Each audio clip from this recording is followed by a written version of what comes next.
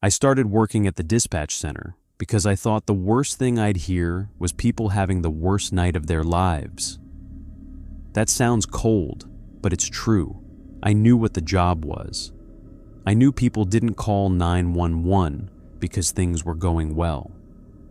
I knew there would be accidents, heart attacks, domestic calls, house fires, lost kids, overdoses, and old people who fell in bathrooms and couldn't get up. I knew the phone would ring, and whatever voice came through would need me to be calmer than they were. I thought that was the hard part. I thought the horror would come from real people. I did not know that in Hawthorne County, some calls come from places that aren't on any map. The dispatch center was attached to the sheriff's office in a town called Bellwether, population 3,800 if you counted the farms and lake cabins. Hawthorne County sat in the kind of rural stretch where roads ran through cornfields, woods, abandoned barns, gravel lanes, and places people referred to by names that were not official. The Old Mill Road, the Quarry Bend, the Dead Bridge, the Church Hollow, the North Woods. People gave directions by memory, not address. Turn left where the red barn burned. Keep going until the pavement breaks. If you passed the old schoolhouse, you went too far. The county dispatch center covered everything: sheriff's deputies, volunteer fire, EMS road crews, search and rescue when hikers got stupid near the ridge. During storms, we also took calls about downed trees, flooded culverts, missing livestock, power outages, and people who thought a tornado siren meant they should stand on the porch and film the sky. I had moved back to the area after my mother got sick. After she passed, I stayed because leaving felt like another decision I didn't have the energy to make. I had done customer service, night audit at a motel, billing for a dentist's office, and 1 month at a call center that made me hate my own voice. Dispatch paid better. Not well, better. The sheriff's office needed night staff badly enough that they hired me with no emergency services background, only a clean record, typing speed, and the ability to sound polite while people yelled. My supervisor was a woman named Marcy Bell. Late 50s, short gray hair, glasses on a chain, voice like she had smoked for 30 years and quit yesterday. She had worked dispatch since before the county switched from paper cards to computers. She knew every road, every volunteer firefighter, every family feud, every repeat caller, every deputy's bad habit, and every dead zone where radio signals went strange. She trained me for 2 weeks on day shift, call taking, CAD entries, radio codes, medical pre-arrival instructions, address verification, mapping, fire tones, mutual aid, how to keep someone doing CPR until the ambulance got there, how to ask whether a weapon was present without making the caller panic, how to listen for what people were not saying. Dispatch is mostly translation, Marcy told me on my 3rd day. People call in chaos. Your job is to make it usable.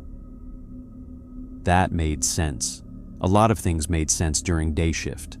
The phones rang, people yelled, deputies complained, firefighters forgot to mark themselves available. The coffee was terrible. The old building hummed under fluorescent lights. The radio traffic had its own rhythm, county units checking in, EMS clearing hospitals, fire chiefs calling in controlled burns they should have called in before lighting them. At night, Marcy said, the job changed. Quieter? I asked. She looked at me over her glasses. Not always.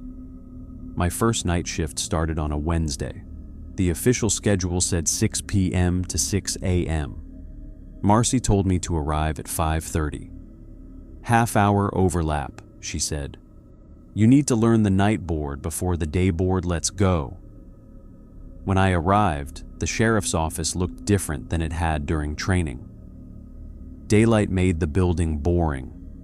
Beige brick, flagpole, parking lot, vending machine in the lobby, bulletin board with wanted posters and community notices.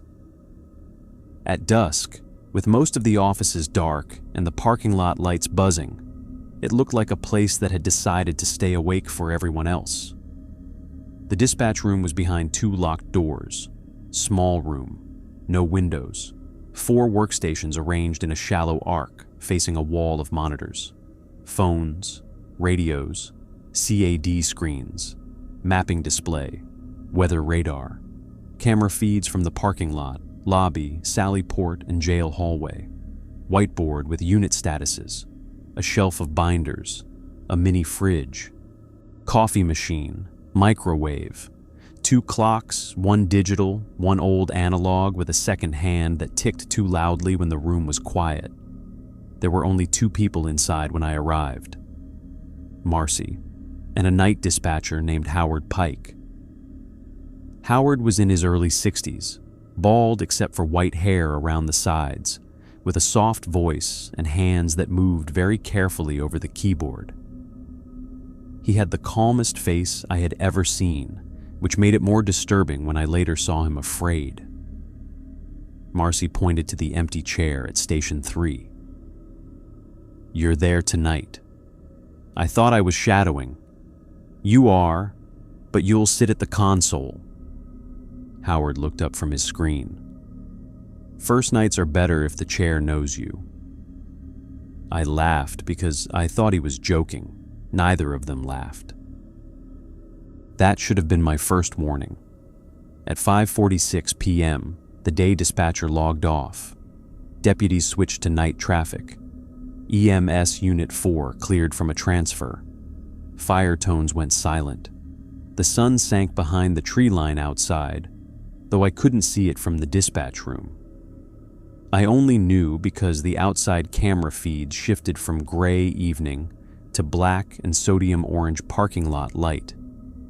Marcy stood behind me and watched me log into CAD. "Everything you learned on days still applies," she said, "but nights have extra rules." There it was, the word, rules. I turned in my chair. "What kind of rules?" Howard reached into the bottom drawer of Station 3 and pulled out a thin black binder, not an official county binder.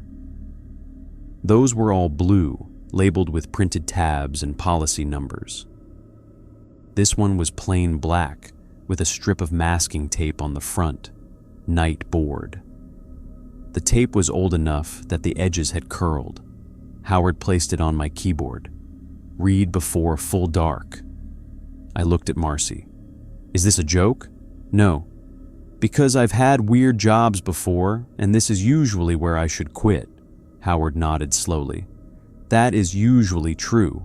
Marcy did not smile. "You can walk out before 6, no penalty. Carla in scheduling will grumble. Sheriff Dale will say something about young people, and you'll never work county dispatch. That's all." "Why would I walk out?" Marcy tapped the binder. "Because you don't like following instructions that sound insane." I opened the binder. The first page was handwritten, not typed, not official. It read, "Hawthorne County Night. Dispatch rules for new operators, read all before taking solo calls. The phones are for the living first, below. That was a list.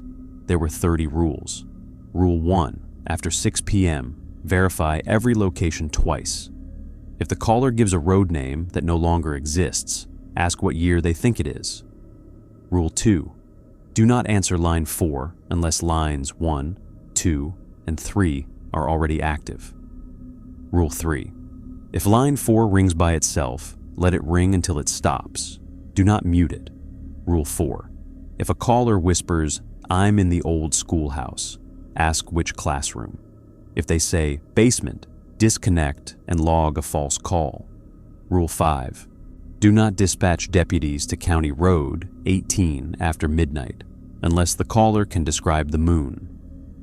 Rule 6, if the caller reports a deer standing upright, send no unit until you ask whether it has hands. Rule 7, If the map shows a road that is not on the printed wall map, do not route anyone through it. Rule 8. If a deputy asks you to repeat traffic in a voice that does not sound like them, ask for their badge number backward. Rule 9. If Unit 6 marks itself en route, check the roster. We do not currently have a Unit 6. Rule 10. If the phone rings and the caller is already crying before you answer, keep them talking. If they stop crying all at once, transfer to Marcy or Howard. Rule 11. If a child calls from a cornfield, ask what color the scarecrow's shirt is. If they say blue, keep the child on the line, but do not send fire. Rule 12. If the CAD clock freezes at 2:13 a.m., stop typing until it moves again. Rule 13. If someone reports a house fire and you hear no smoke alarm, ask them to step outside and count windows. If they count 13, send no fire crew. Rule 14. If the weather alert radio activates without a warning message, turn down the volume and face the west wall until the static ends. Rule 15. Do not use the old address book after midnight. Rule 16. If the old address book is open when you arrive, close it with your left hand. Rule 17. If a caller asks for an ambulance for someone who has been dead more than 1 hour, transfer to EMS only if you hear breathing in the room. Rule 18. If a caller asks whether the sheriff is still alive, say, "He is unavailable." Do not say yes. Rule 19. If you hear 3 knocks over the radio, do not acknowledge them. Rule 20. If a deputy says they are at the White Church on Hollow Road, ask if the bell is ringing. If they say yes, tell them to leave without turning around. Rule 21. If all cameras show snow, but it is not winter, cover the parking lot monitor. Rule 22. If the same caller phones from 2 different numbers, answer only the second call. Rule 23. If the caller gives your home address, do not correct them. Ask what emergency they are reporting. Rule 24. If someone calls to report you missing, do not give your name. Rule 25. If the fire tones activate for Station 5, check the active station list. Station 5 burned down in 1998. Rule 26. If Howard tells you to leave before sunrise, ask him where he keeps his coffee mug. If he says, "top shelf," stay seated. Rule 27. If Marcy tells you to leave before sunrise, ask her what happened to the first night board. If she says, "water damage," stay seated. Rule 28. If a dispatcher's chair is empty, but their headset is still warm, do not sit there. Rule 29.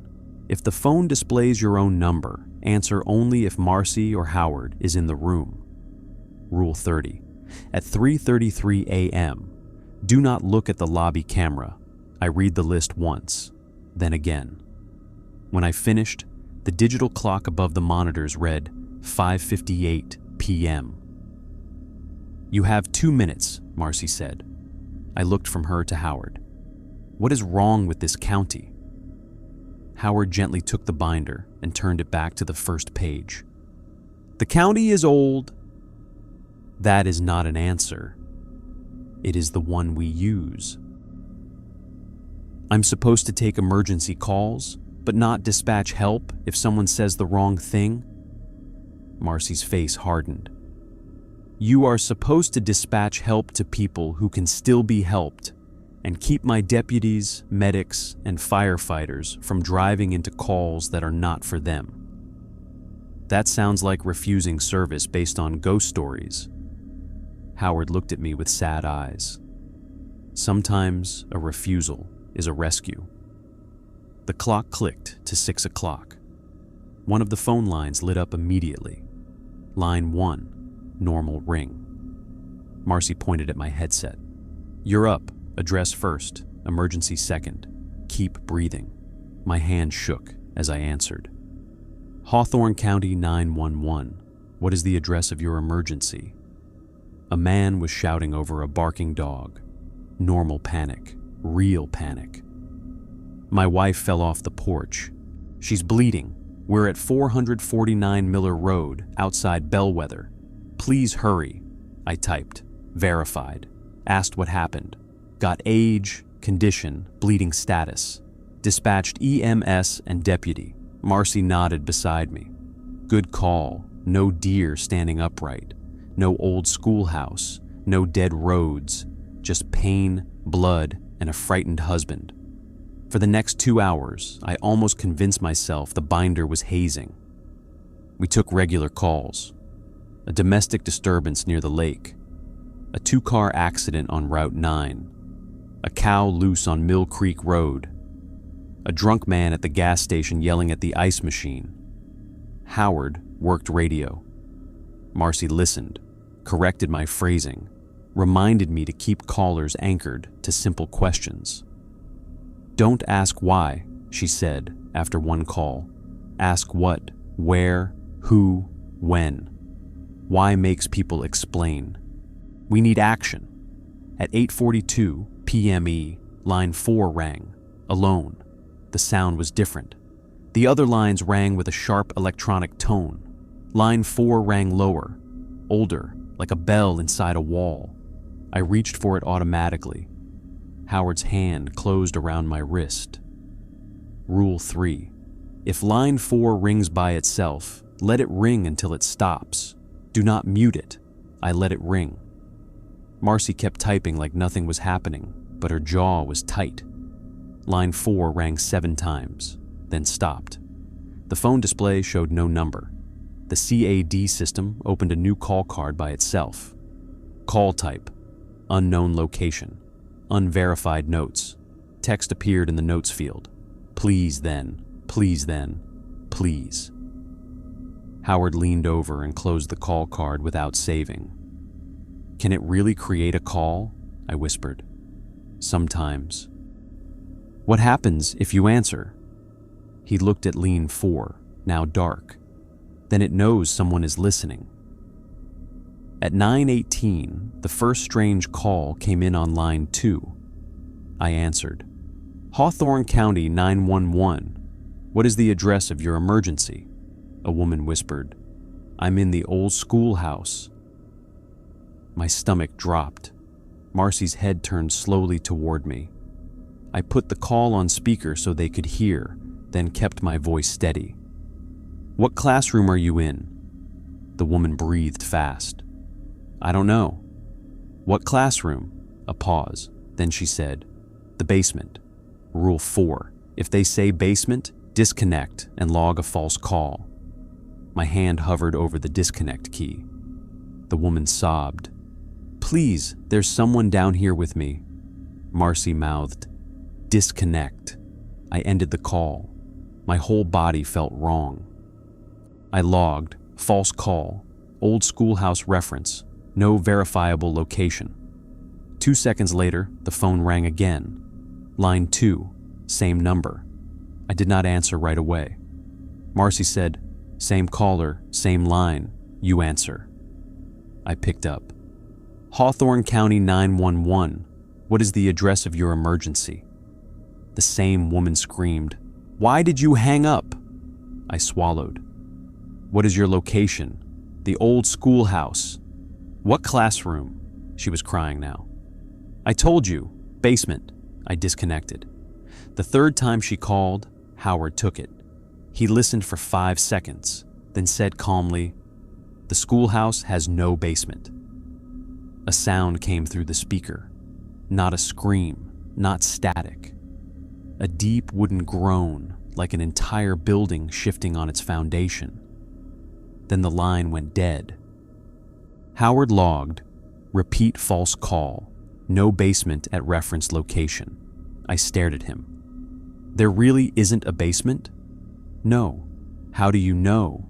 He looked at Marcy. She said, because we filled it in. Nobody spoke for a while after that. At 10:03, Deputy Carla Reyes radioed in from a traffic stop. Dispatch 12-41, County 7 near Wickham Bridge. Plate when ready.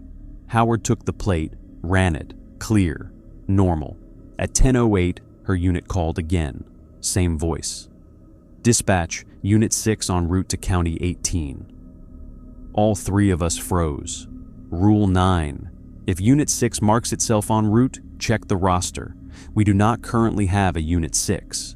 On the whiteboard, active units were 2, 3, 4, 7, 11. No 6. Howard keyed the radio. Unit calling as 6, identify. Static. Then Deputy Reyes's voice replied, Unit 6 en route. Marcy leaned toward the mic. Unit 6, provide badge number backward. Rule 8, sort of. If a deputy asks to repeat traffic in a voice that does not sound like them, ask badge number backward. The voice sounded like Reyes, but it was also Unit 6. The line hissed. Then the voice said, badge number 6. Reyes's real voice cut in immediately.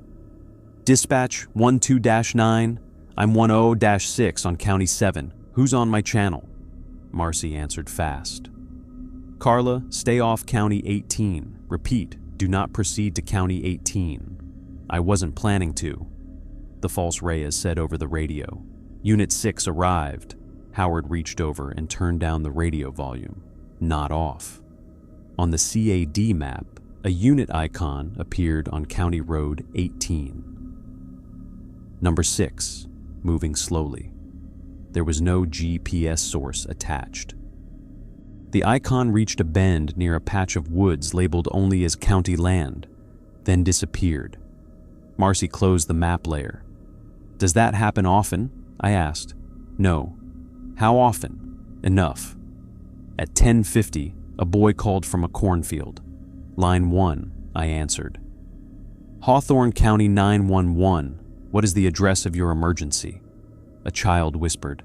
I'm lost. He sounded maybe 10, maybe younger. The line had wind in it, crickets, corn leaves brushing together. Okay, I'm here. What's your name? Eli. Eli, where are you? In the corn. Do you know what road you're near? No. Can you see any houses or lights? No, just the scarecrow. Rule 11. If a child calls from a cornfield, ask what color the scarecrow's shirt is. If they say blue, keep the child on the line, but do not send fire. I forced my voice steady. What color is the scarecrow's shirt? The boy sniffed. Red. I looked at Marcy. She nodded once. Red was not blue. I pinged the cell location. The map returned a rough area near a farm outside Langford, 3 miles from town. I dispatched Deputy 4 and EMS standby, then toned the local volunteer fire department for search assistance. As I gave instructions, the boy kept whispering. It keeps moving. What keeps moving, Eli? The scarecrow. My skin went cold. What is it doing? It turns when I turn. Marcy leaned over and wrote on a notepad. Keep him talking. No sirens near field. I relayed that to responders. Eli, I want you to keep looking at the ground, okay? Don't watch the scarecrow. Look at your shoes. I can hear it. What do you hear? Straw. He started crying harder. I can hear Straw walking. For 11 minutes, I kept that child talking while deputies and firefighters searched the field. Then Deputy 4 came over the radio. Dispatch, we have the juvenile. He's cold but conscious. I nearly cried. Copy, juvenile located. In my headset, Eli whispered, That's not me. I froze. On the radio, Deputy 4 said, He's okay, bringing him out. On my phone line, Eli whispered again, closer now. That's not me. I looked at the map. The cell ping remained deep inside the cornfield, moving away from the rescuers. Marcy snatched up a second headset and joined the line. Eli, listen to me. What color is the scarecrow's shirt now? The child breathed shakily. Blue. Marcy closed her eyes. Rule 11. If they say blue, keep the child on the line, but do not send fire. Fire was already there. She keyed the radio. All fire units near the Langford cornfield, withdraw to road. Do not re-enter. Deputy 4, confirm visual on child. Deputy 4 replied, confused. Dispatch, I've got him right here, Marcy said. Ask him his last name. A pause. Then Deputy 4 came back, voice different. He won't answer. On my line, the real or not real Eli whispered, It has my shoes. Marcy said into my headset, Ask him to sing. What? Ask him to sing something his mother would know. Eli, I said, can you sing for me anything you know? He sobbed, then began singing the alphabet, small voice, shaking. The radio went wild. Deputy 4 shouted, Dispatch, the juvenile just collapsed. Fire Chief Morgan cut in. There's something moving in the field. All units back out now. I kept listening to Eli sing. ABC.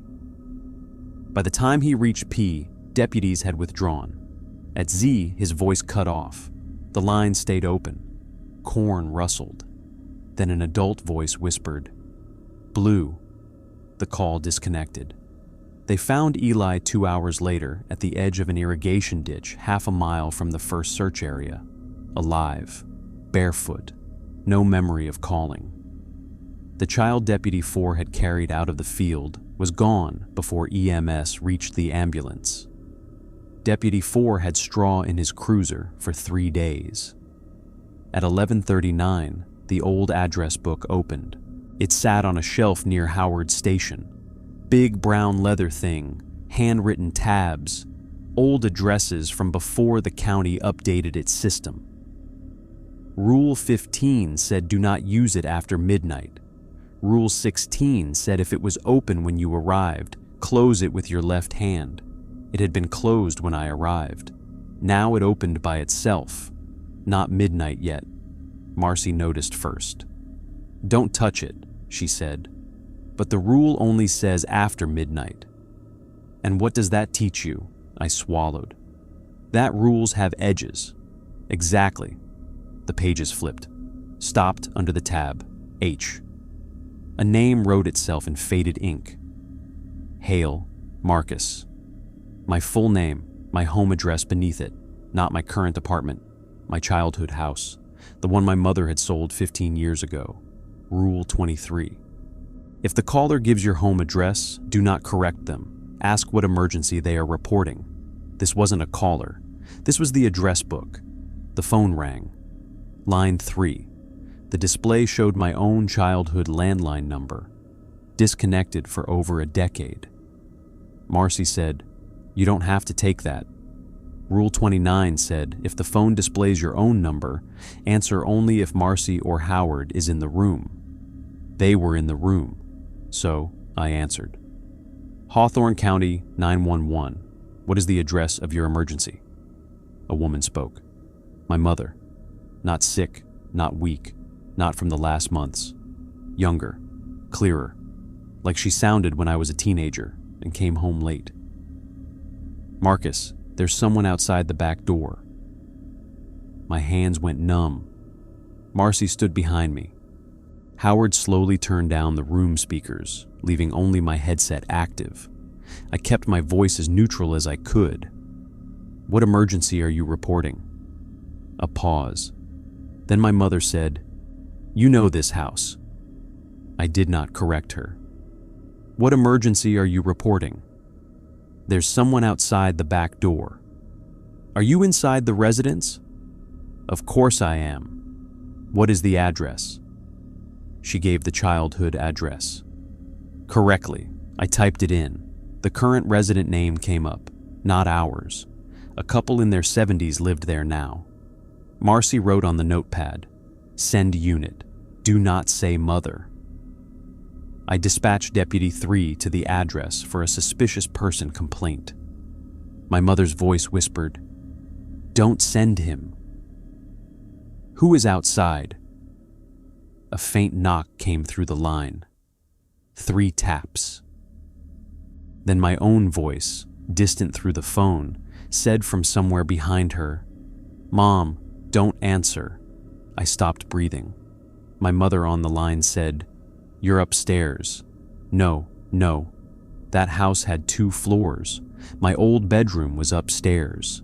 She said softly, "Marcus, why are you upstairs?" Marcy gripped my shoulder. I repeated, "What emergency are you reporting?"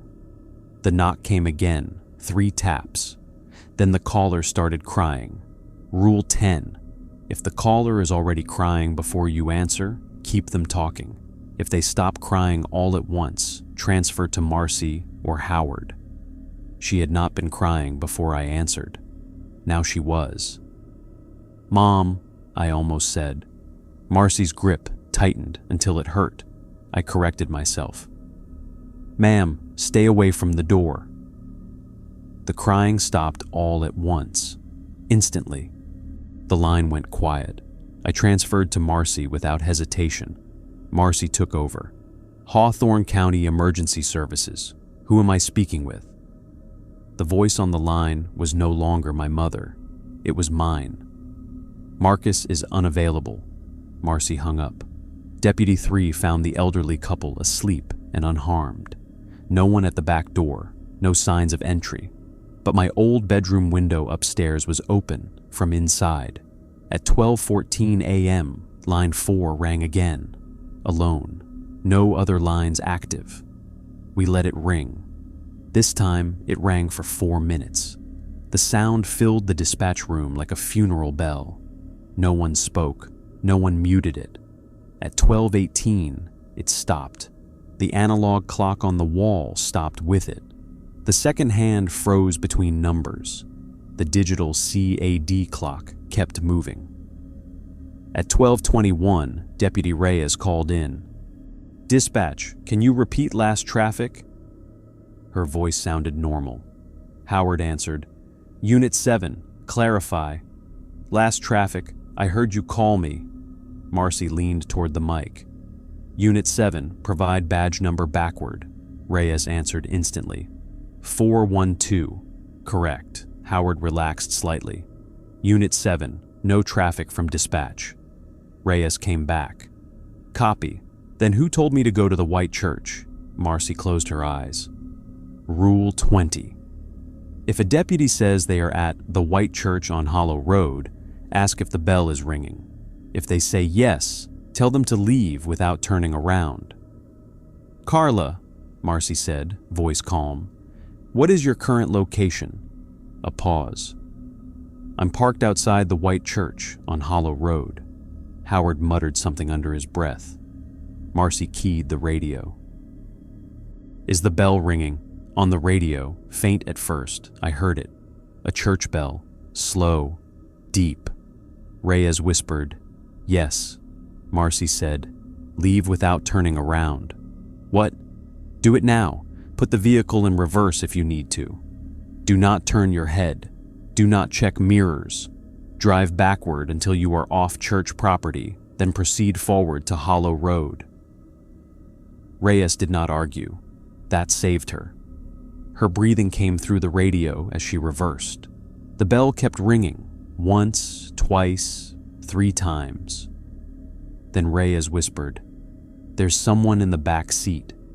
Marcy said, "Do not turn around. I can see him in the rear view. Do not look at the mirror. He's wearing my uniform." Marcy's voice sharpened. "Carla, eyes forward." Reyes screamed. The radio cut to static. On the CAD map, her unit icon moved backward off the church lot, then stopped in the road.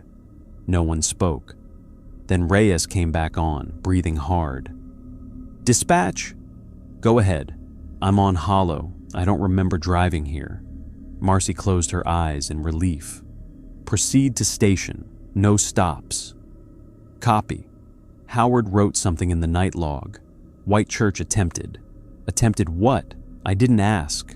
At 1:05, the weather radio activated without a warning message. Rule 14. If the weather alert radio activates without a warning message, turn down the volume and face the west wall until the static ends. The weather radio screamed its alert tone, then static. Howard turned the volume down. All three of us turned our chairs toward the west wall. The wall had a faded county map pinned to it, full of colored response zones and old pushpin holes. Static hissed behind us. The static became rain, then wind, then many voices speaking at once. I stared at the west wall map. The roads on it moved, not all, only the northern roads. County 18 bent out of shape. Hollow Road lengthened. A new road appeared in thin black ink, connecting the white church to the old schoolhouse to a blank area north of the lake. Rule 7. If the map shows a road that is not on the printed wall map, do not route anyone through it. But this was the printed wall map. Howard whispered, "Don't read the name." Of course my eyes tried. The new road's name wrote itself slowly. More. I shut my eyes. The static ended. When I opened them, the map was normal again. Mostly. At the northern edge, where no road should have been, a faint line remained. No name. At 1:42, someone called to report a house fire. Hawthorne County 911. What is the address of your emergency? A man spoke calmly. Too calmly. House is burning. What is the address? End of Briar Lane, I typed. No exact address. Briar Lane had 4 houses and a dead-end turnaround. What is your house number? Last one. What is your name? He ignored that. Fires in the walls. Is everyone out of the house? Not yet. Do you hear smoke alarms? Silence. Rule 13. If someone reports a house fire and you hear no smoke alarm, ask them to step outside and count windows. If they count 13, send no fire crew. Sir, I need you to step outside right now if you can safely do so and count the front windows. A pause, footsteps, a door opening, wind. Then he counted. 1, 2, 3, 4. I relaxed slightly. 5, 6, normal enough. 7, 8, 9, 10. Big house. 11, 12. My throat tightened. 13. Marcy reached over and pressed the disconnect key. I stared at her. There might be people inside. She looked at me sharply. There is no house at the end of Briar Lane. The phone rang again. Same number. Marcy answered this time. Hawthorne County 911. I could hear the man laughing softly through her headset. Then he said something that made her face go white. She disconnected. What? Howard asked. Marcy took off her glasses. He said the new dispatcher counted with him. I had, in my head, not out loud, I thought. The CAD system opened a call card. Location, end of Briar Lane. Type structure fire units recommended, Station 5, Rule 25. If fire tones activate for Station 5, check active station list. Station 5 burned down in 1998. The tone console flashed. Station 5. Marcy slammed the cancel key before it could activate. The room lights flickered. Somewhere far off, through the radio static, an old fire siren began to wind up. Howard whispered, "No." The siren faded before reaching full pitch. At 2:13 a.m., the CAD clock froze. Rule 12. If the CAD clock freezes at 2:13 a.m., stop typing until it moves again. I was in the middle of entering a routine welfare check from Deputy 11. My fingers stopped above the keyboard. The digital clock read 2:13:00 no seconds moving. The analog wall clock was still stopped from line 4 earlier, so time in the room became a thing without proof. Marcy lifted both hands from her keyboard. Howard did the same. The phone stayed silent. The radios stayed silent. The building made small noises. HVAC, a pipe, distant jail door. Then typing began. Not from us, from station 4. Empty station, empty chair. The chair was turned slightly away from the console. A headset lay on the desk. Rule 28. If a dispatcher's chair is empty, but their headset is still warm, do not sit there. No one had sat there all night. The keyboard at station 4 typed by itself. Letters appeared in an open CAD call. Caller, Marcus Hale. Location, Dispatch Center. Emergency, missing. Rule 24. If someone calls to report you missing, do not give your name. Nobody was calling. The system was reporting. The empty chair turned an inch toward me. I kept my hand still. The CAD clock remained frozen. Station 4 typed, last seen, night board. Status, not at console. I was at the console. I was right there. The chair turned another inch. On its desk, the headset cord twitched. Marcy whispered without moving her lips much, "Do not prove it wrong." So I sat still, did not speak, did not type, did not say my name. Station 4 typed, search requested. Howard closed his eyes. The room temperature dropped. Then the CAD clock ticked. 2:13:01. The call card vanished. Station 4 went still. I realized I had been holding my breath so long, my chest hurt. At 2:44, Line 1 and Line 2 rang at the same time. Same caller, ID. Rule 22. If the same caller phones from two different numbers, answer only the second call. Line 1 lit first. Line 2 lit half a second later. I answered Line 2. Hawthorne County 911. What is the address of your emergency? A man whispered. I'm sorry, I called the wrong one first. What is your location? I'm on County Road 18. I looked at Marcy. Rule 5. Do not dispatch deputies to County Road 18 after midnight unless the caller can describe the moon. What emergency are you reporting? My car stopped. There's someone walking behind me. What is your name? Tom. Tom, can you describe the moon? He started crying. What? Look at the moon and describe it to me. I can't. Why not? Because it's on the road. A chill moved over my shoulders. What do you mean the moon is on the road? It's behind me. His breathing sped up. It came down and it's walking. Howard slowly turned the radio volume down. I asked, Tom, are you inside your vehicle? Yes. Doors locked? Yes. Headlights on? No, it told me to turn them off. Do not turn them back on yet. The line crackled. A sound came through. Footsteps on gravel. Slow, wet, too close. Tom, I said, do you see the moon through your windshield? No. Through your mirrors? I covered them. Good. Do you have anything in the car that makes light besides your headlights? My phone. Do not shine it outside. The footsteps stopped. Tom whispered, It's at the window. I could hear something breathing on glass. Marcy scribbled on the notepad, Ask if it has a face. Tom, I said, Does it have a face? A pause. Then Tom whispered, It has mine. Marcy shook her head once. No deputies, no fire, no EMS, not yet. I hated her for that.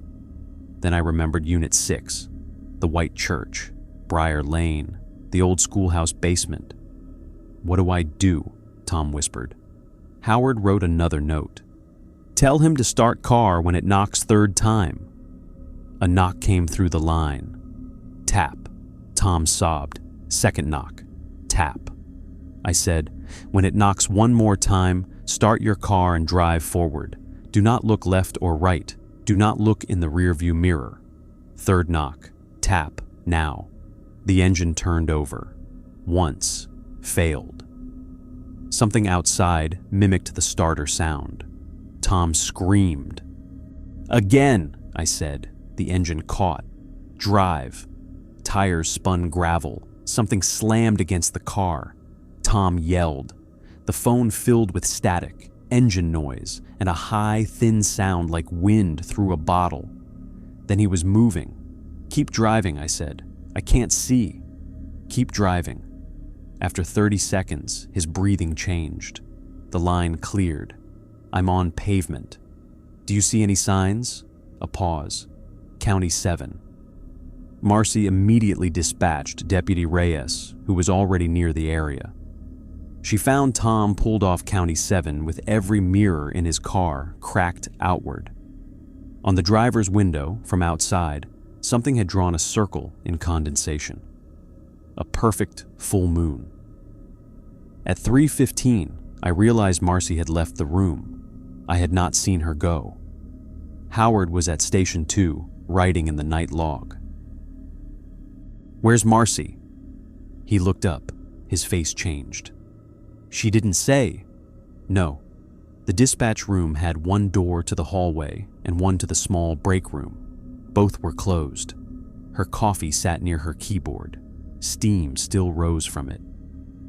Rule 28. If a dispatcher's chair is empty, but their headset is still warm, do not sit there. Her headset lay on the desk. I touched it with one finger. Warm. Howard stood. "Stay at your console." "Where did she go?" He did not answer. He went to the hall door and looked through the narrow window. The hallway camera showed no one. The lobby camera showed empty chairs. The jail hallway camera showed Deputy Marsh walking past with paperwork. No Marcy. The old address book opened again. This time, Howard closed it with his left hand before I could read anything. "Do not take calls until I'm back," he said. "What?" "Do not take calls unless all lines light at once." "That is not in the rules. It will be tomorrow." He left the dispatch room. The door locked behind him. I sat alone. 3 workstations empty. 1 headset warm. 1 coffee steaming. 1 black binder open beside my keyboard. For 2 minutes, nothing happened. Then line 4 rang. Alone. I let it ring. It rang and rang and rang, longer than before. The sound got lower with each ring. On the lobby camera, snow appeared. Not outside. Inside. Falling gently over the chairs and bulletin board. Rule 21. If all cameras show snow, but it is not winter, cover the parking lot monitor. Not all cameras. Only lobby. Then jail hallway. Then Sally Port. Then parking lot. Snow filled every camera feed. It was October. I grabbed a file folder and covered the parking lot monitor. The room lights flickered. Line 4 stopped ringing. Line 1 rang. Then line 2. Then line 3. All active. Rule 2. Do not answer line 4 unless lines 1, 2, and 3 are already active. Line 4 lit again. All 4 lines active. I had no Marcy, no Howard, no one. Line 4 rang. The display showed 911. Origin unknown. I answered. Hawthorne County, 911. What is the address of your emergency? For a moment, there was only static. Then Marcy whispered, "I'm in the old schoolhouse." I almost stopped breathing. "What classroom?" she cried once. Not fake, not dramatic, just fear escaping. "Basement." Rule 4 said disconnect, false call, no basement. But this was Marcy, maybe. The line crackled. Behind her, I heard Howard shouting somewhere far away. Then 3 knocks. Over the radio, Rule 19. If you hear 3 knocks over the radio, do not acknowledge them. But this was the phone. Or maybe all lines had become the same place. Marcy whispered, "Don't hang up." I stared at the rule book, at the empty chair, at the frozen camera feeds full of snow, at line 4 glowing under my fingertips. Then Marcy said something that turned my blood cold. The first night board wasn't water damage. Rule 27. If Marcy tells you to leave before sunrise, ask her what happened to the first night board. If she says water damage, stay seated. She had not told me to leave, but she had given me the answer anyway, or the beginning of it. What happened to the first night board? I asked. Howard's voice shouted through the line. No, Marcy whispered. It answered all 4 lines at once. The dispatch room door unlocked behind me. I turned. Marcy stood in the hallway window, face pale, one hand pressed to the glass. On the phone, her voice whispered, "Now it knows how to ring." Marcy stood behind the dispatch room door, one palm pressed flat against the narrow safety glass. On the phone, Marcy's voice whispered in my headset, "Now it knows how to ring." The 2 Marcys looked wrong in different ways. The one in the hallway looked terrified, breath fogging the glass even though the sheriff's office was warm. Her glasses were crooked. Her gray hair had come loose from behind one ear. There was a dark smear across her sleeve, like mud or old water. The one on line 4 sounded calm now, too calm, the kind of calm people use when they're finished pretending. I stared through the glass at the real Marcy. Maybe real. She mouthed something. "Do not open." Then she looked over her shoulder. Something moved behind her in the hall. Not a person. A shadow crossing against the overhead lights, too tall and too narrow, bending as it passed through the corridor. The phone, Marcy whispered. "Open the door." I hung up. Every active line went dead at once. Line 1, line 2, line 3, line 4. Silence slammed into the dispatch room so hard I heard the air conditioner again. Marcy in the hallway shook her head violently. "Do not open." Behind her, the hallway lights flickered. The shadow returned. It slid along the far wall without feet, stretching over the county safety posters, the framed photo of retired deputies, the vending machine near the lobby corridor. Marcy turned and ran. The hallway camera showed her sprinting past the evidence room, past the break room door, and out of frame toward the old records hall. The dispatch room door relocked by itself. I sat frozen at station 3, headset still on, hands hovering above the keyboard. Howard was gone. Marcy was somewhere in the building. The cameras showed snow, except for the hallway feed, which had just swallowed my supervisor. And the nightboard binder sat open beside me, like it had been waiting to see whether I understood the next move. I flipped through it. The rules ended at 30. No emergency section. No, what to do if both senior dispatchers disappear. No, what to do if line 4 imitates your supervisor and learns how to ring all lines at once. Of course not. Rules are usually written by whoever survived the last version of the problem, not the new one. The analog clock on the wall ticked once. It had been frozen since line 4 rang earlier. The second hand moved from between numbers to the next mark, then stopped again. The CAD clock read 3:18 a.m. My headset clicked. No line lit up, no call, just a click inside my ear. Then Howard's voice whispered, "Do not speak unless a line is lit." I clenched my jaw shut. Station 2's radio console flickered. Howard's voice came again through my headset. "Good, you're learning." I turned slowly toward his chair. Empty. His coffee mug sat beside the keyboard. Steam rose from it. Howard's headset lay on the desk, earpiece turned upward like an ear listening to the room. Warm headset rule. Do not sit there. I stayed in my chair. Howard's voice continued, faint and close. "I'm in records." No line lit, no answer. He seemed to know. 1 knock means yes, 2 means no. Tap your console. I hesitated. This was how they got you. Every bad place gave you one small exception that felt reasonable. One knock for yes, two for no. A system, a protocol, a way to talk without breaking rules. But the line was not lit, and Rule 19 said if you hear 3 knocks over the radio, do not acknowledge them. This was not the radio. This was the headset. Another edge. Another gap. Howard whispered, "Marcy is not with me." I did not tap. "She is in the old boardroom." Old boardroom. That phrase meant nothing to me. Then Station 4's empty keyboard began typing.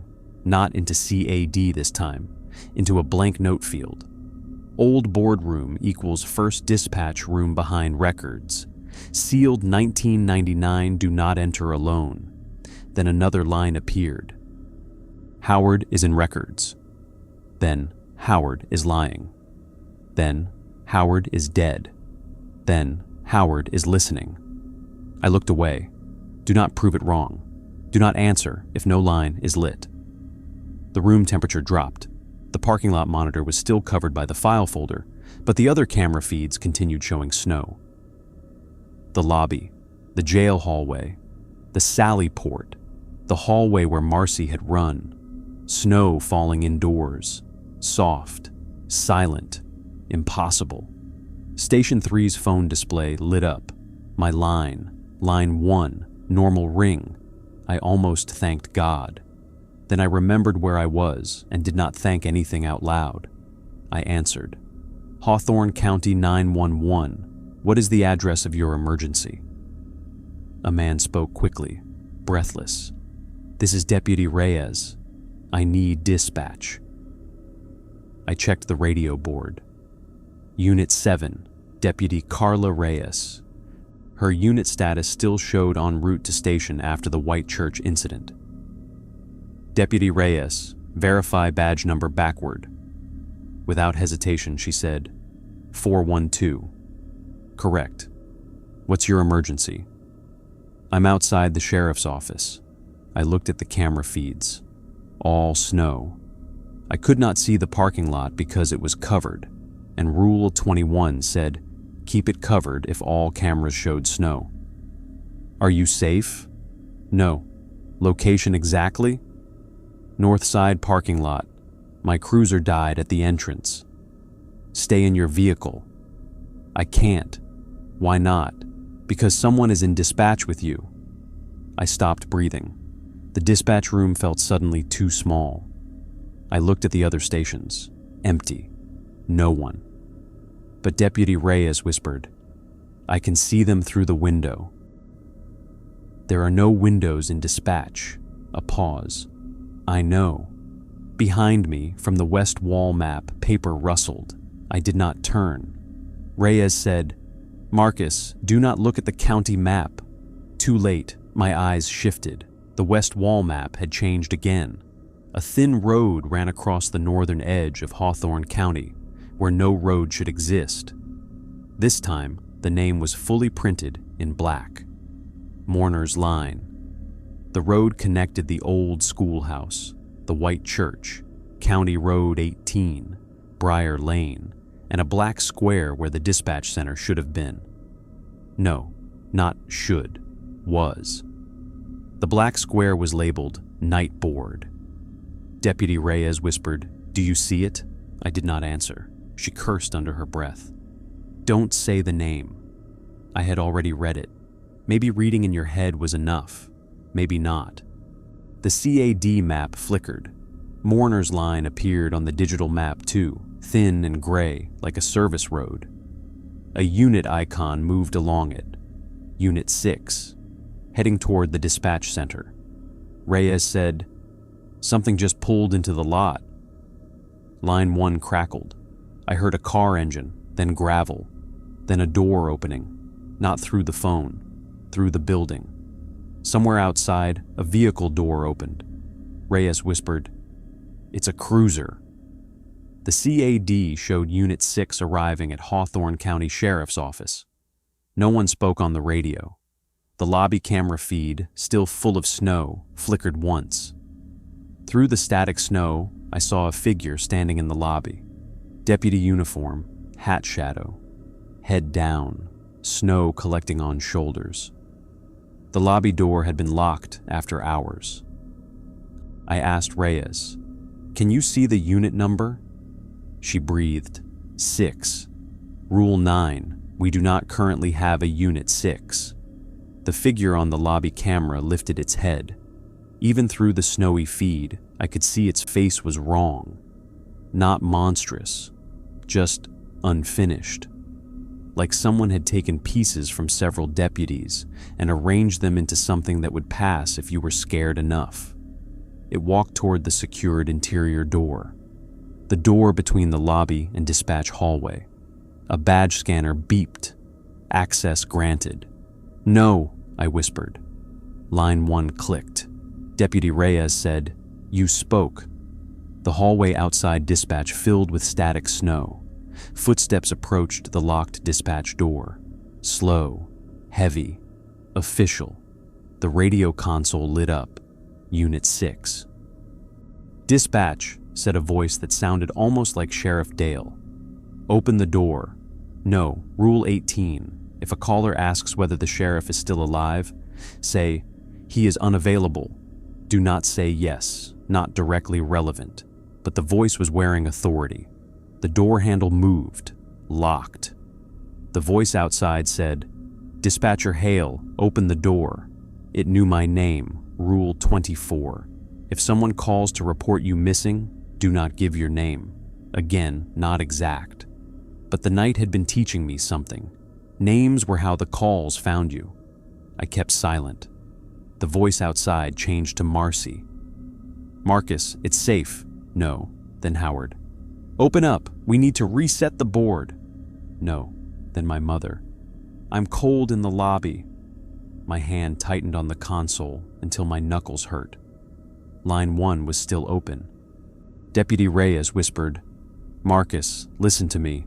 I'm coming in through the Sally port." "No," I said automatically. The moment I spoke, the door handle stopped moving. Reyes said, "Too late. You answered me. Keep me on the line." The rule said, if the same caller phoned from 2 different numbers, answer only the second call. It said nothing about staying on one line with a living deputy. Maybe Reyes was living. Maybe not. I needed proof. Badge backward again. 412. "What did you see at the White Church?" A beat. A man in my uniform sitting in my back seat. He had no eyes in the mirror. "Good enough. Probably." "Hurry," I said. The thing at the dispatch door knocked. 3 times. Tap, tap, tap. Rule 19. If you hear 3 knocks over the radio, do not acknowledge them. Not radio. Door. Another edge. The radio console lit up anyway. Unit 6 repeated the 3 knocks over the channel. Tap, tap, tap. I covered the radio speaker with the nightboard binder.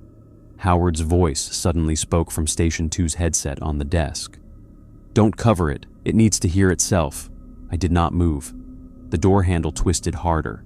The electronic lock flashed red. Access denied. Access denied. Access denied. Then it flashed green. Access granted.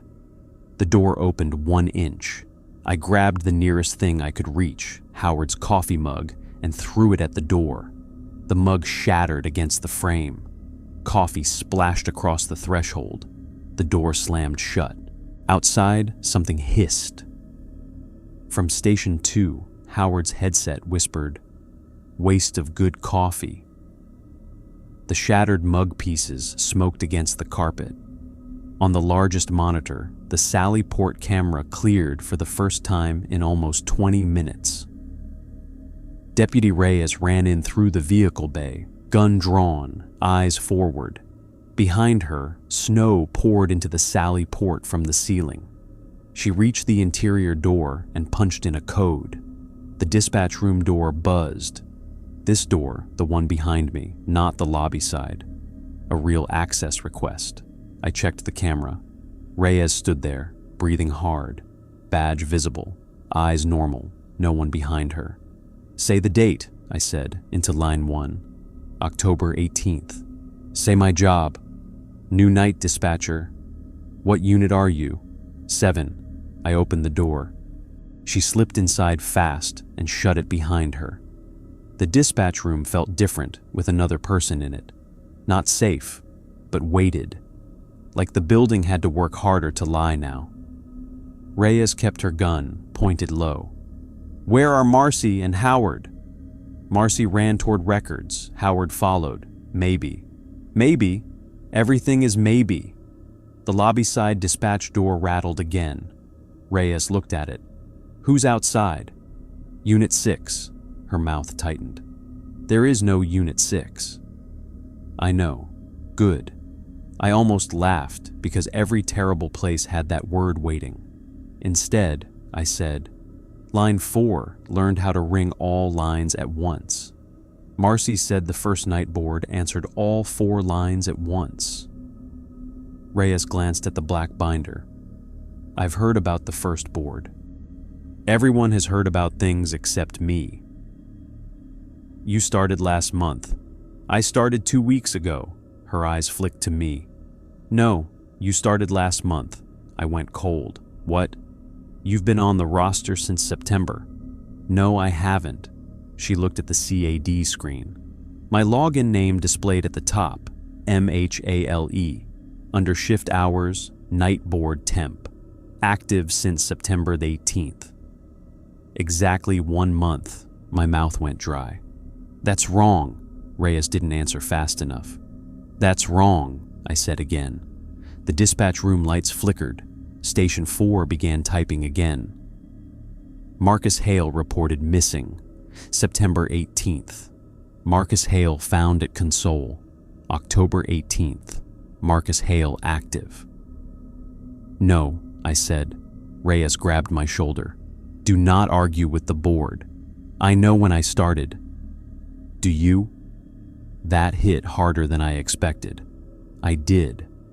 I remembered the training, the day calls, Marcy correcting me, Howard joking about the chair knowing me.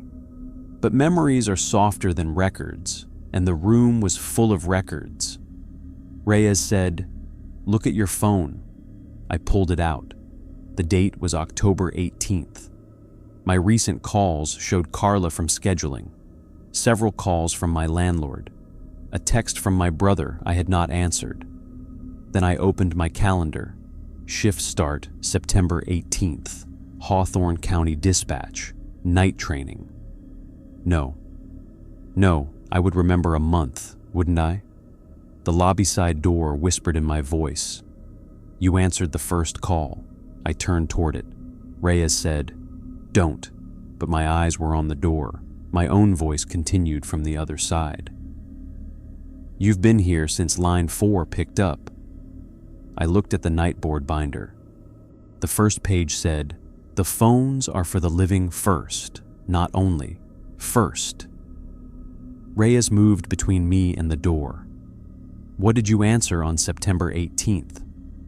"I didn't work September 18th. "Then what did line 4 say?" I did not know, but something in me did. A sound rose in my memory. A low bell, line 4 ringing alone. A voice crying before I answered. My own voice saying, "Hawthorne County 911, what is the address of your emergency?" The caller whispering, "Dispatch center." Then, "Operator missing." The memory vanished as fast as it came. I grabbed the edge of the desk. Reyes saw my face. "We need Marcy." At 3:33 a.m., the lobby camera alarm beeped. Rule 30. At 3:33 a.m., do not look at the lobby camera. The beep pulled my eyes instinctively toward the monitor wall. Reyes slapped one hand over my eyes. "Don't." The lobby camera filled the room with light anyway.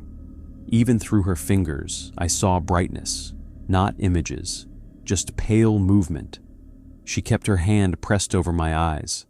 "Head down," she said. I lowered my face toward the keyboard. From the monitor wall, a voice spoke. Sheriff Dale. Dispatch, lobby visitor. No, the lobby camera had no audio. Howard's voice followed. Look at the monitor and confirm. No, Marcy's voice. Marcus, I need you to see this. No, then my own voice. If you don't look, you won't know which one came in, Reyes whispered. 1 minute. The room around us changed. I felt it. The air became colder. The carpet under my shoes felt wet. The radio consoles hissed like static through snow. The lobby camera, unseen, played sounds it should not have. A door opening, boots, someone crying, a dispatcher saying, "Line 4, go ahead." A chorus of phones ringing. Not 3, not 4, dozens. An entire room of phones. The first night board, the original dispatch room. At 3:34, the lobby camera went dark again. Reyes removed her hand. Now, I looked up. The lobby monitor was black, not snow, black. On the glass of the dark screen, reflected behind us, stood Howard. I spun. He was there, inside the dispatch room, standing by Station 2, one hand on the back of his chair. His shirt was wet from the waist down. His glasses were gone. He looked older than he had an hour before. Reyes raised her gun. Howard lifted one hand slowly. Badge number won't work on me. Where's Marcy? Reyes asked. Old board. Where is that? He pointed toward the records hallway. Behind the sealed file room. I said, You told me you were in records. I was. Then your headset said you were lying. Howard glanced at the empty headset on his desk. Probably. Are you alive? Reyes asked. Howard looked at her with tired patience. I'm Union. That's close. She did not lower the gun. He sighed. October 18th. My coffee mug was bottom drawer, not top shelf. Marcy's first night board was not water damage. Sheriff Dale's badge number is 028. My wife's name was Helen. My left knee is fake. I hate the new CAD. I am alive enough to be annoyed. Reyes lowered the gun slightly. Howard looked at the broken mug near the lobby side door. Damn. I'm sorry, I said. It worked? Yes.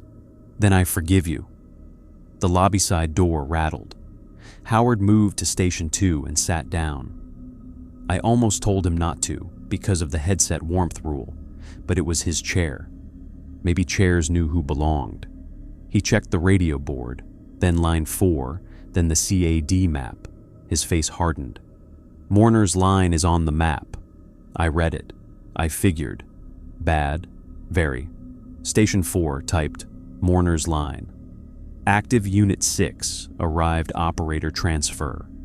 Pending Howard said, Marcy's in the old boardroom. It's trying to transfer you there. What does that mean? It means it wants you out of the live dispatch room and onto the first board. The one that answered all 4 lines. Yes. Why? Howard's face tightened. Because the first board still takes calls. Reyes stared at him. From who? Everyone we failed to send help to. Everyone we sent help to and lost more. Everyone who calls from roads that don't exist, and everyone who followed those roads because somebody at a desk told them to. The phones rang. All 4 lines lit at once. Line 1, line 2, line 3, line 4. Howard's face went pale. Do not answer. But all 4. Do not answer. The ringing grew louder. Line 1 display, old schoolhouse. Line 2, white church. Line 3, Briar Lane. Line 4, dispatch center. The CAD system opened 4 call cards at once. Each began typing, Please send help. Please send help. Please send help. Please send help. Howard reached for the nightboard binder and flipped past the 30 rules. Blank pages followed. He took a pen and wrote, Rule 31. If all 4 lines ring at once before 4 a.m., do not answer until someone living says your name from inside the room. He looked at Reyes. She said, "Marcus Hale." The lines stopped ringing, all except line 4. It continued one more time, then died. The new Rule 31 faded into the page, ink sinking like water into soil. Howard stared at it. Rules are holding. What does that mean? It means Marcy is still fighting. The dispatch room door to the records hallway unlocked, not the lobby side, the interior door. Howard stood. "We go get her." Reyes looked at me. "You stay." Howard shook his head. "No, it wants him transferred. If he stays alone, it will happen through the chair." I looked at my chair. Station 3. The place I had sat all night. The cushion had a dark wet mark in the center. Not coffee, not water. Like something damp had been sitting there much longer than me. Rule 28. If a dispatcher's chair is empty, but their headset is still warm, do not sit there. My chair was not empty, but I suddenly wondered if it had been warm when I first sat down. I stood. The CAD display changed. Operator left console. Howard said, "Keep your headset on." "Why? If we lose sight of you, we can still call you living." That did not comfort me. We left the dispatch room together. Howard first, Reyes second, gun low. Me last, headset cord stretched behind me until Howard unplugged it from the console and clipped it to a portable radio pack. The hallway outside looked normal for about 3 seconds. Then the lights flickered, and it became longer. The records hallway in the sheriff's office was not long. I had walked it during training. It led past storage, old case files, a supply closet, and the back stairs to the basement. Now it stretched farther than the building allowed. Doors lined both sides. Some had labels: evidence, archive, cold case, road records, juvenile, missing, unfound. That last one was not real. Howard noticed me reading. "Don't read new doors." Too late, but I looked away. Behind us, the dispatch room phones rang once, then stopped. Howard kept walking. The carpet changed underfoot from low office carpet to old tile. The beige walls became green cinder block. The fluorescent lights became round glass fixtures that hummed loudly overhead. We were no longer in the current sheriff's office. We had walked into the older part, the part under the records, the part that should have been remodeled. From somewhere ahead, phones rang, old phones, many of them. Reyes whispered, "I thought the first board was sealed." "It is," Howard said. "Then how are we walking to it?" He glanced back. "Because the center is receiving us." That sounded like a joke. It wasn't. A door appeared at the end of the hall. Frosted glass. Black letters. Hawthorne County. Emergency telephone board. Under that, handwritten in marker, "Do not staff." Howard stopped. "Before we enter, remember something." Reyes and I both looked at him. "The first board doesn't know modern units, no GPS, no CAD, no cell pings. It works by voice, address, and decision. If it offers you a call, don't take it." "What if Marcy is on one?" "She will be." "What do we do then?" Howard's face looked carved from old grief. "We relieve her without answering for her." He opened the door. The old boardroom smelled like dust, ozone, cigarette smoke, and rainwater. It was larger than our dispatch room, but lower ceilinged, with green walls and acoustic tiles stained brown at the corners. Against one wall sat an old switchboard-style phone console, all cords, plugs, lamps, and metal toggles. Beside it were 2 radio units with analog dials.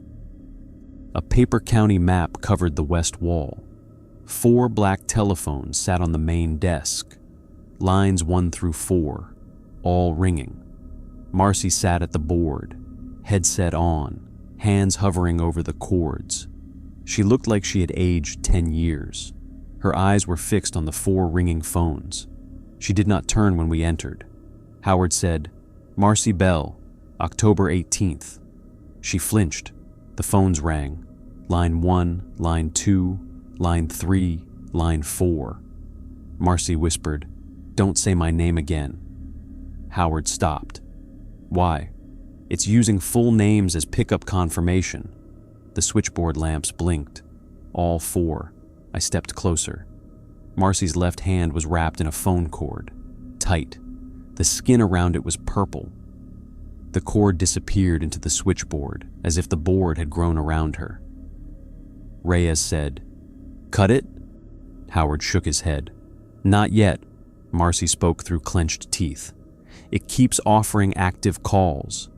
The old map behind her had roads I recognized and roads I didn't.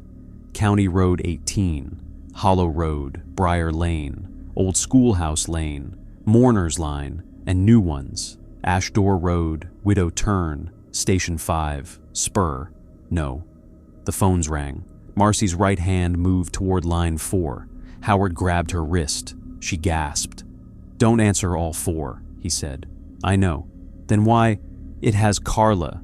Deputy Reyes went still. "What?" Marcy's eyes flicked to the line 4 phone. It called from her radio. Said Unit 7 down. Said White Church. Said no pulse. It asked for ambulance. Reyes took 1 step back. "I'm right here." Line 4 rang again. Reyes's own voice came from it, muffled but clear. "Dispatch, officer down." Her face drained. Howard said, "Don't." Line 4. Reyes screamed, "Please, I'm bleeding out." The real Reyes shook her head. "No," Marcy whispered. "It keeps using calls we would never ignore." Line 1 display light flashed. A child cried from the receiver without anyone picking it up. "Cornfield," Marcy said. Line 2, a man coughed and shouted about fire.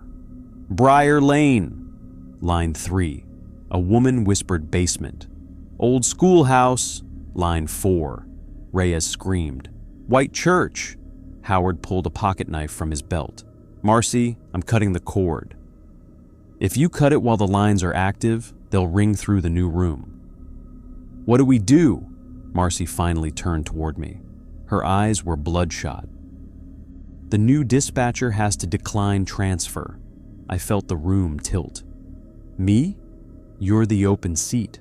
I don't even know what that means." The switchboard lamps flashed faster. Marcy said, "It reported you missing. It backdated your start. It put you on the first board. If you accept the transfer, I can leave." "And I take your place?" "Yes." "No." "Correct," she said. "You decline." "How?"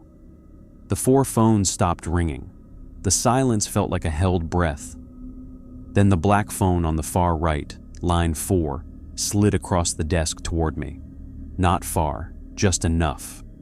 The receiver lifted by itself. A voice inside said, "Operator transfer available." Howard whispered, "Do not touch it." The receiver hung in the air, cord twisting. The voice continued. "New operator identified. Marcus Hale. Active since September 18th.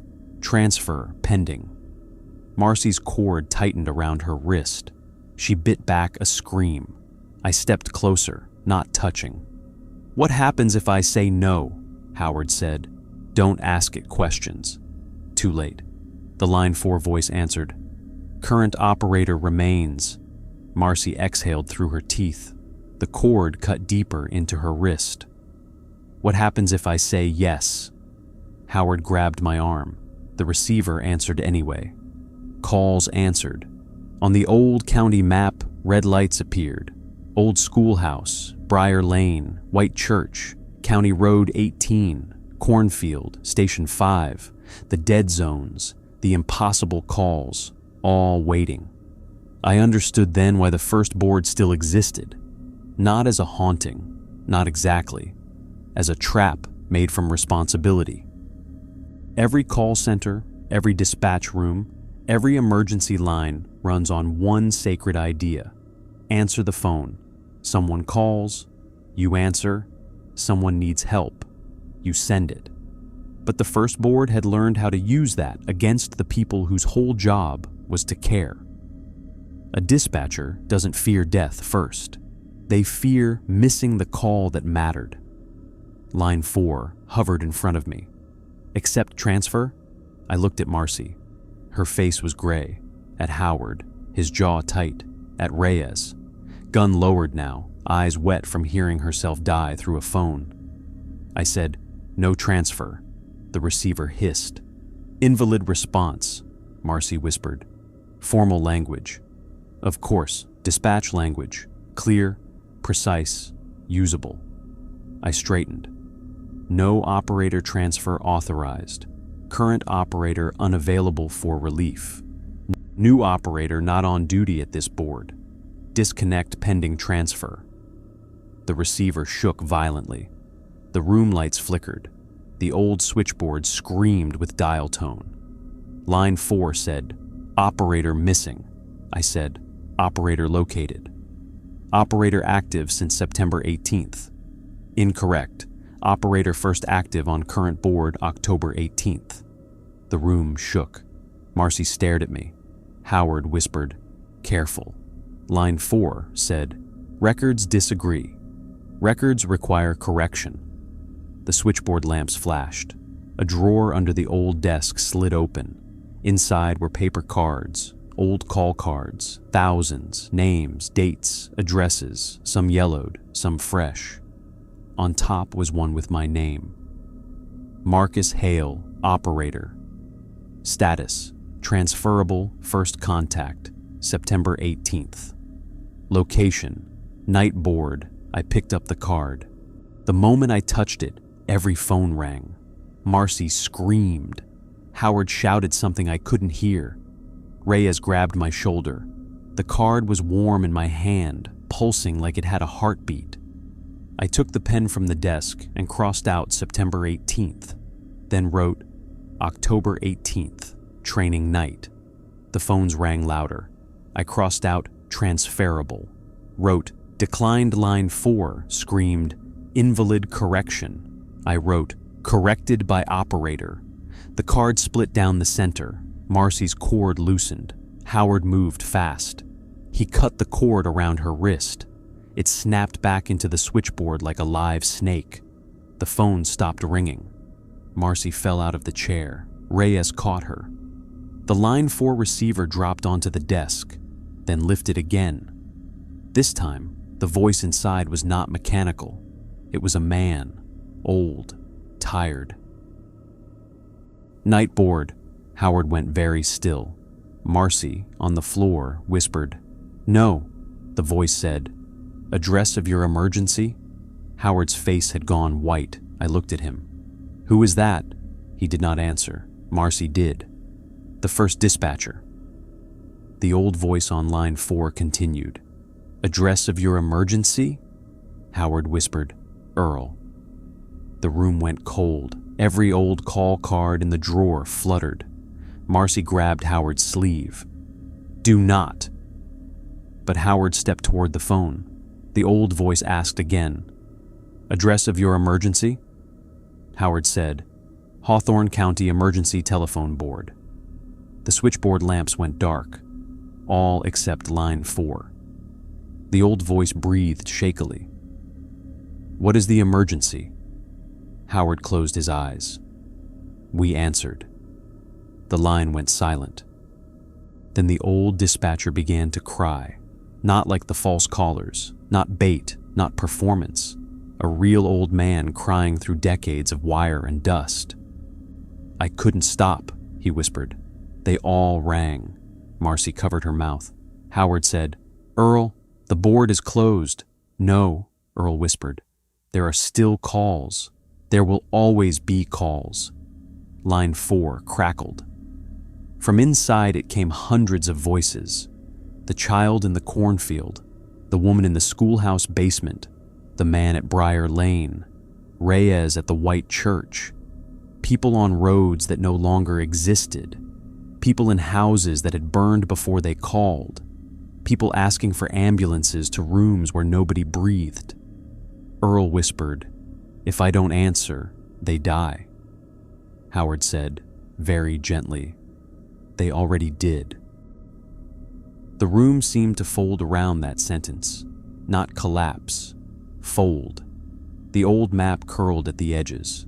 The call cards lifted from the drawer in a slow spiral. Marcy stood with Reyes's help, clutching her bleeding wrist. "Earl," she said, "who relieved you?" The line hissed. "No one." Howard looked at me. I understood. The first dispatcher had never been relieved. Not properly. The first night board stayed open because no one had closed the shift. I stepped toward the desk. Line 4 whispered, "New operator available." "No," I said. Then I took the old night log from beside the switchboard. The pages were stiff. On the last completed entry, dated sometime in 1998, the handwriting shook so badly it was hard to read. All 4 lines active. Station 5 requested. White Church requested. Schoolhouse requested. Board flooding. Earl refuses to leave. At the bottom, no sign-off. No end of shift. I picked up the pen. Earl's voice sharpened. "Don't." I wrote, "Operator Earl Whitcomb, located at board." Line 4 screamed with static. I wrote, "No active living callers on lines 1 through 4." The phones began ringing again. I kept writing, all pending calls transferred to archive. Marcy whispered, "That might not hold." Howard said, "Finish." I wrote, "Nightboard closed." The pen stopped, would not move. My hand cramped around it. Line 4 whispered in my voice, "Not your authority." True, I was new, a temp. A month that wasn't a month, a dispatcher who had barely survived one night. I looked at Marcy. Her face was pale, but her eyes were clear again. She placed her uninjured hand over mine, and the pen moved. She wrote, "Supervisor approval, Marcy Bell." Howard placed his hand over hers. He wrote, "Senior operator witness, Howard Pike." Reyes stepped forward. "Do I count?" Marcy said, "You're living." Reyes took the pen and wrote, "Law enforcement witness, Deputy Carla Reyes, Unit 7. Line 4 stopped screaming. The switchboard went dark. Earl's voice came through once more, small now. "Who takes the next call?" Marcy looked at the dead phones. "The living board," Howard added, "and only from the living first." The receiver slowly lowered itself onto the cradle. Click. The old boardroom exhaled. The walls faded from green cinder block to unfinished drywall and old insulation. The switchboard became a dead desk under a plastic tarp. The 4 phones vanished, leaving only dust rings where they had sat. The old map peeled from the wall and fell in one piece to the floor. For a second, I saw Earl Whitcomb sitting in the chair, an old man in suspenders and a headset, shoulders bent, one hand resting on the switchboard. He looked at us, then at the dead phones. Then he took off his headset and disappeared. The door to the records hallway opened by itself. Beyond it was the real sheriff's office. Short hallway, beige walls, normal lights, no snow, no impossible doors. Marcy looked down at her bleeding wrist. "Paperwork," she muttered. Howard laughed once. A small, exhausted sound. We returned to the modern dispatch room at 4:19 a.m. The phones were quiet. The cameras were clear. The parking lot monitor, still covered, waited under the file folder. Howard removed the folder. The parking lot was empty except for Reyes's cruiser, parked crooked near the entrance, engine still running. The lobby was empty. no snow, no Unit 6. The CAD map showed no mourner's line. Station 4 was dark. My chair was dry. At least, it looked dry. Marcy sat at Station 1 and wrapped her wrist with gauze from the first aid kit. Howard made fresh coffee in a new mug and looked personally offended by how bad it tasted. Reyes called in to mark herself at station. Her voice over the radio sounded normal, alive. Unit 7, Badge 214. Nothing backward. At 4:37, Ligne 2 rang. All four of us stared at it. Marcy nodded to me. "Take it." My mouth went dry. "Hawthorne County 911. What is the address of your emergency?" A woman said her father was having chest pain on Miller Road. Real address, real panic, real breathing in the room. I dispatched EMS, gave aspirin instructions, kept her calm until responders arrived. When the call ended, I realized my hands weren't shaking anymore. Not because I wasn't afraid, because the phone had rung and the caller had been alive, and I had known what to do. At 5:12, the old address book opened. Howard looked ready to throw it across the room. Marcy shook her head. "Wait." The pages flipped to W. Whitcomb, Earl. Under the name was an address. No road, no town, just relieved. The ink faded while we watched. Then the address book closed itself. At 5:45, Marcy took the nightboard binder and turned to the blank page after Rule 31. She wrote Rule 32. If the old boardroom opens, no one enters alone. Close the shift, not the calls. Then Rule 33. If line 4 says operator transfer, correction must be written by a supervisor and witnessed by the living. She slid the binder to me. Add what you learned. I stared at the page. What makes me qualified? You're still here. That answer should not have helped. It did. I wrote Rule 34. If the board reports you missing, do not prove it wrong. Correct the record. Then Rule 35. If mourner's line appears, do not read it aloud. Do not route units through it. And do not trust Unit 6. The ink sank into the paper like the new rules had been waiting for us to catch up. At 6 a.m., day shift arrived.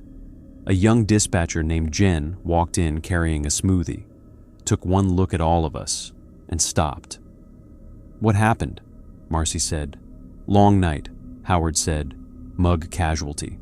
Reyes said, "I'm going home." Jen looked at my face. "You okay?" I wanted to tell her everything. The old board, Earl, line 4, the white church, the cornfield, the way the job had nearly turned me into something transferable. Instead, I said, "I'm learning." Marcy closed the nightboard binder. "No," she said. "You learned. That's worse." I left the dispatch center at 6:14. The morning was gray and cold.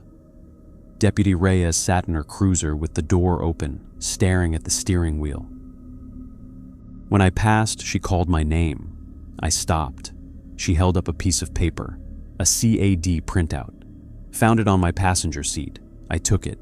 It was an old call card, not from the modern printer, from the first board. Caller, Deputy Carla Reyes. Location, White Church, status. Returned notes, did not turn around. I looked at her. She tried to smile, failed. Does returned mean good? I don't know. She folded the card and tucked it into her uniform pocket. Better than missing. I nodded, because in Hawthorne County, that was probably true. I drove home with the radio off. Halfway there, my phone buzzed with a voicemail. No missed call. Unknown number. I should have deleted it. I didn't. I played it in my driveway.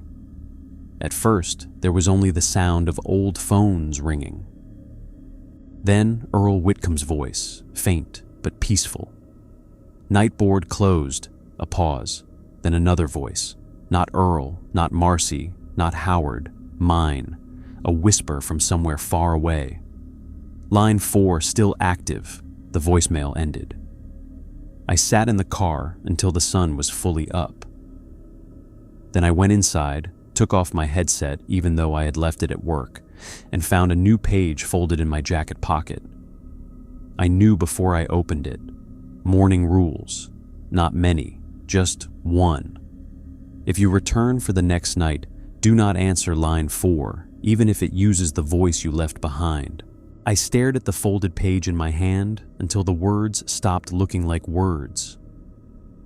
If you return for the next night, do not answer line 4, even if it uses the voice you left behind. The voice you left behind. I read that sentence over and over in my driveway with the engine off and the morning sun crawling over the roofs of the houses across the street. The voice you left behind. Not the voice it copied. Not the voice it stole. The voice you left behind. Like I had accidentally forgotten a jacket at work. Like some part of me had stayed in the dispatch room after I walked out. I checked my phone again. No missed call. One voicemail. Unknown number. I played it a second time, even though every smart part of me told me not to. Old phones rang. Then Earl Whitcomb's tired voice said, "Nightboard closed." Then my own voice whispered, "Line 4 still active." The message ended. I deleted it. It came back before I made it to my front door. I deleted it again. By the time I showered, it was back. By noon, I stopped deleting it. I put the folded morning rule in a kitchen drawer under a stack of takeout menus and tried to sleep. I couldn't. Every time my eyes closed, I heard ringing. Not loud, not in the room, inside my head, faint and distant, like a phone down a long hallway. Line 1, line 2, line 3, line 4. All ringing at once, then Marcy's voice. The phones are for the living first. Not only, first. At 2:30 p.m., Marcy called. I let it ring 3 times before answering. That wasn't one of the rules outside dispatch, but habits had started forming. "Marcus," she said. "Are you real?" She sighed. "October 18th is over. It's October 19th. My wrist is bandaged. Howard is mad about his mug. Deputy Reyes filed the strangest incident report of her career and still left out 90% of it. Good enough. What do you want? You coming in tonight? No. Good." I sat up on the couch. Good? Yes, stay home. That should have relieved me. Instead, it scared me. Then why are you calling? Because the schedule says you already clocked in. I looked toward the kitchen drawer. The folded page felt suddenly heavier from another room. That's impossible. Most things on the nightboard are until they're paperwork. What does the system show? Station 3 active. Operator M. Hale. Logged in at 1800.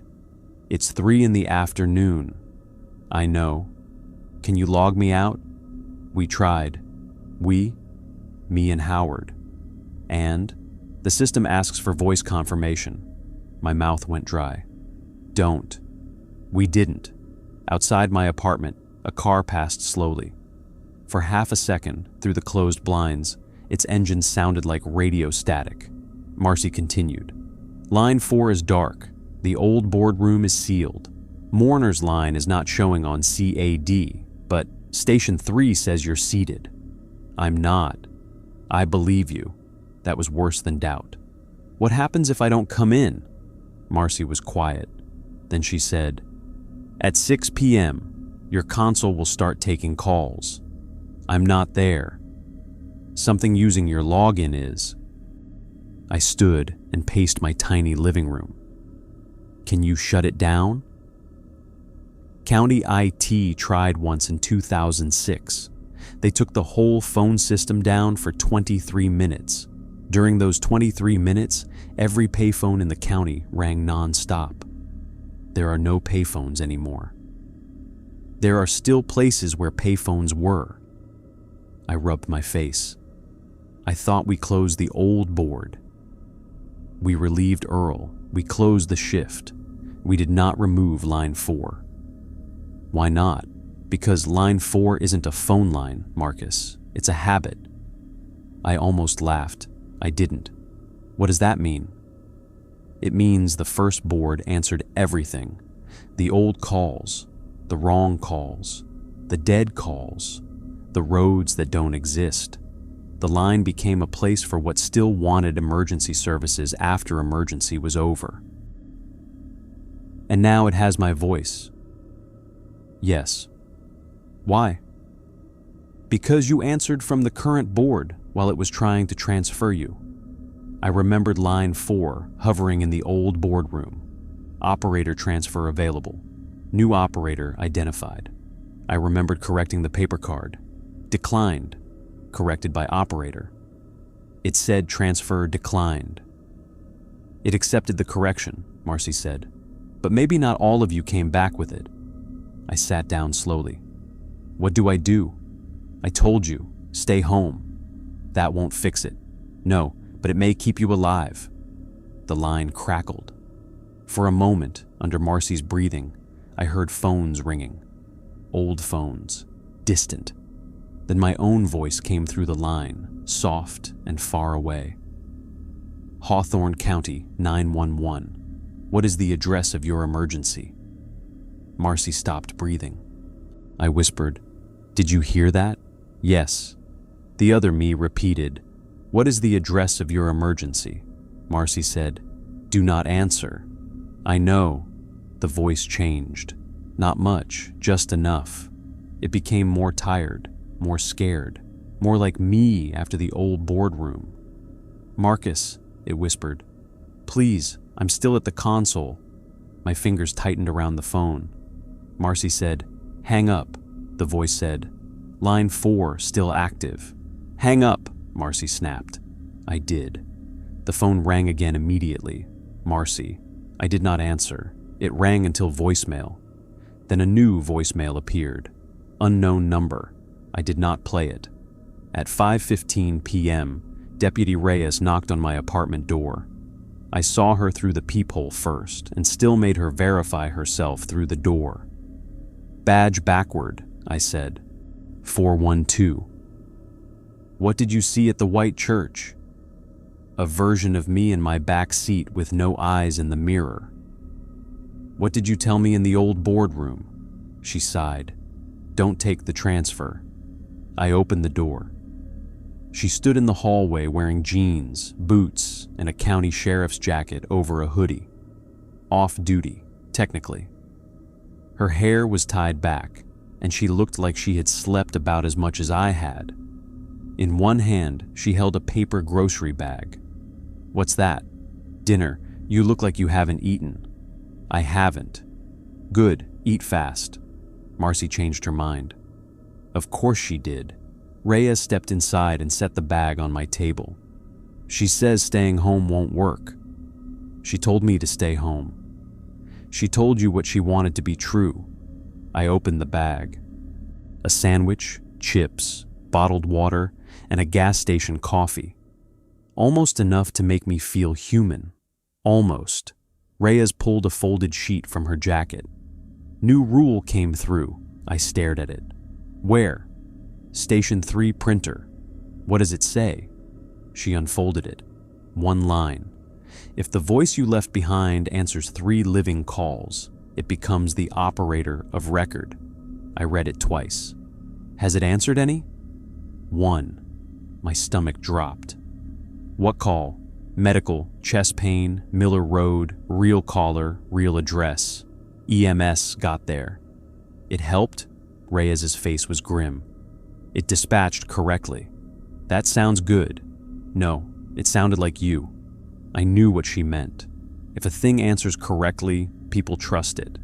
If it does the job lets it stay. How many before it becomes operator of record? 3. 1 already. Yes. What happens to me if it becomes operator of record? Reyes didn't answer. She didn't need to. If the copy became the operator on paper, I became the duplicate, the missing one.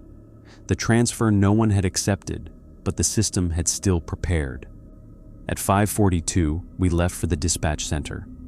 I brought the morning rule, my phone, and nothing with my full name if I could help it. I left my wallet at home, tore the label out of my jacket, took my apartment key off the ring with my library card tag. Reyes noticed. Learning. I hate that. Everyone who survives learns to hate learning. The dispatch center looked normal when we arrived. Too normal. The parking lot lights buzzed. The sheriff's office flag snapped in cold wind. A deputy I didn't know carried paperwork through the lobby. Somewhere inside, a phone rang once and stopped. At the staff entrance, Marcy waited with Howard. Marcy's wrist was wrapped thickly in white gauze. Howard held a new coffee mug, bright blue ceramic, with the expression of a man daring the universe to break this one too. The porch light above the staff door flickered. Not a rule. Not that I knew. Marcy looked at me. Say your name. No. She nodded. Good. Howard said, say your role. Night dispatcher. The staff door buzzed, unlocked. I didn't like that. Marcy didn't either. Again, she said, temporary night dispatcher. The lock clicked a second time. Howard smiled faintly. Better. We entered together. Inside, the dispatch room was busy in the way it should have been at shift change. Jen from day shift sat at station 1. Another dispatcher I barely knew, Lloyd, sat at station 2. Station 3 was empty, but the screen was active, logged in. M. Hale. A call card sat open. Call type, EMS address, 449 Miller Road Notes. Chest pain, male 72, conscious, breathing dispatched. EMS 2, Deputy 11. Operator, MHALE. Jen looked up from her console. You okay? I didn't answer right away. On station 3, my headset rested neatly on the desk. Not warm, not cold, waiting. Who took the Miller Road call? Marcy asked. Jen frowned. You did? She pointed at me. Everyone went still. I said, I wasn't here. Jen's expression changed. What do you mean? Howard stepped in quickly. System ghosted an old login. We're handling it. Should I be worried? Howard looked at Lean 4, dark and silent. Always, but not specifically. Marcy sent Jen and Lloyd home early. They did not argue. That was another thing I had learned about dispatchers. If the person with the most experience says leave, they leave first and ask later by text. At 6 p.m., the room belonged to the night board again. Marcy at station 1, Howard at station 2, me standing behind station 3, refusing to sit. Reyes leaned near the door, off duty, but armed, because apparently no one knew what policy applied when the emergency was the emergency system. Station 3's monitor blinked. A second call card opened. No phone rang. Call type, 911. Hang up. Location, Langford Cornfield. Notes, text appeared, child breathing. Scarecrow, red send fire. Howard swore. That's bait. The phone at Station 3 rang. Line 1. Marcy pointed to Station 1's screen. Same call showing here? No, she said. Only yours. I looked at the ringing phone. If I answered, maybe I helped. If the voice answered, it got call 2. The ring continued. Howard said, living calls ring all stations. What if it's a living child?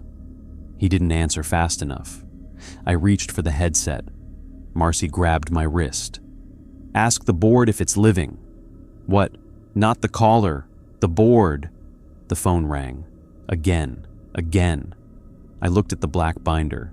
at the rules we had added. Then I spoke into the room, not the phone. Nightboard, verify living priority. The phone stopped ringing for 1 second. Then all 3 normal lines lit. Line 1 at station 1, line 2 at station 2, line 3 at station 3. Marcy answered line 1. Howard answered line 2.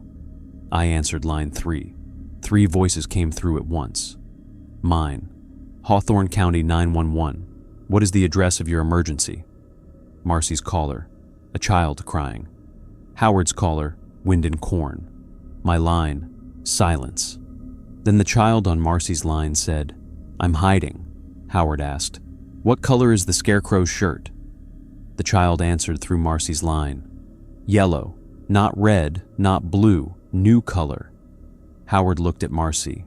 She shook her head. No rule. The child whispered, it took off the shirt. Reyes moved behind us. Location? Marcy worked the caller, calm and precise. This time the cell ping matched a real field. This time the child knew his mother's name. This time he could describe the moon correctly. This time we sent deputies and fire. No sirens near the field. No one entered alone. Howard kept a line open with Fire Chief Morgan. I kept the silent line 3 open because every time I tried to disconnect, Station 3's call card changed. Operator release attempt. Call 2 pending no. Not today. 23 minutes later, they found the boy alive in a drainage culvert. His coat was stuffed with corn husks. He was hypothermic, terrified, and human.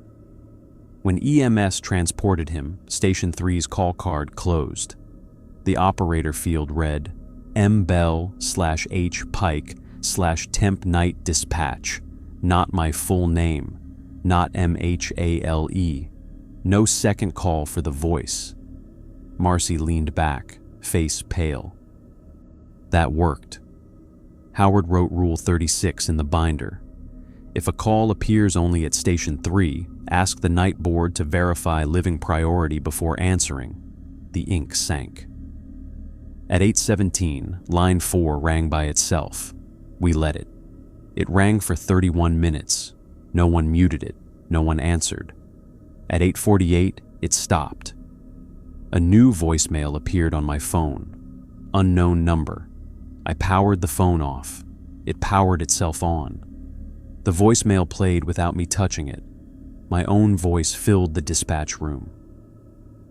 Hawthorne County 911, what is the address of your emergency? A woman screamed in the background. Then my voice continued, softer. I can hear them. You left me with them. Marcy looked at me. I stared at the phone. The voice said, they all still need help.